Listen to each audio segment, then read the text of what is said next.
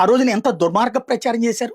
అడాన తిరుమల లడ్డు కూడా Animal fat కూడా వాడారు. ఏది గీకు బదులు జంతువు కొవ్వుతోటి కలిపిన ప్రసాదాలు ఏడుకొండల వాడికి నైవేద్యంగా పెడతారు.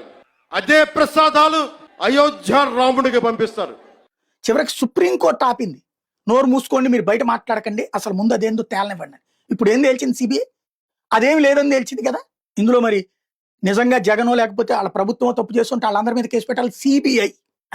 అదే సిట్ అయితే వీళ్ళందరినీ పట్టుకుని వీళ్ళని 100 రోజులు విచారణలు, దాని పేరుతో అదిగో ఇట్లాని రోజు దేవుడిని మనం దుర్మార్గంగా వాడుతున్నాం. అయితే అక్కడ ప్రచారం ఎక్కడికి తీసుకెళ్ళాం మనం? పంది మాంసం, కొవ్వు, ఇవన్నీ. నాకు ఆ రోజున అనేక మంది బ్రాహ్మణులు, నేనే స్వామీజీలతో కూడా మాట్లాడిచ్చా, ఇంటర్వ్యూ కూడా చేశా. ఎవడు చేసినా అది పురుగులు పట్టిపోతారు అన్నటువంటిది ఖచ్చితంగా. ఇప్పుడు అది తప్పుడు ప్రచారం చేసిన వాళ్ళు ఏమవుతారు?